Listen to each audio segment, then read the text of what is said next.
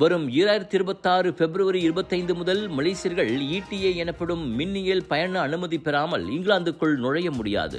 சுற்றுலா, குடும்ப சந்திப்பு, வணிக பயணம் அல்லது டிரான்சிட் இடைமாற்ற பயணிகளுக்கும் இது கட்டாயமாகும். ETA இல்லாமல் விமானத்தில் ஏற அனுமதி இல்லை. இது அதிகபட்சம் 6 மாதங்கள் தங்க அனுமதி வழங்கும். மலேசியா உள்ளிட்ட 85 நாடுகளுக்கு இப்புதிய கட்டுப்பாடு பொருந்தும். பிரிட்டன் மற்றும் ஐரிஷ் பிரஜைகள் இதில் விலக்கு பெறுவார்கள். எனினும் இரட்டை குடியுரிமை கொண்டவர்கள் பிரிட்டன் கடப்பிதழ் வைத்திருப்பது அவசியம் என தெரிவிக்கப்பட்டுள்ளது. உங்கள் சிறந்த ஆரோக்கியத்திற்கு அளவான எண்ணெயுடன் சிறந்த முறையில் தயாரிக்கப்பட்ட சைவம் அசைவத்திற்கும் பொருந்தும் சூப்பர் ஊறுகாய், பச்சை கொடி சிவப்பு மீன் சின்னம் கொண்ட ஸ்ரீ மீனாட்சி ஊறுகாய். வெற்றிவேல் முருகனுக்கு அரோகரா. சமயம் சார்ந்த சொற்பொழிவுகளை கேட்க காத்திருக்கும் அன்பர்களா நீங்கள்?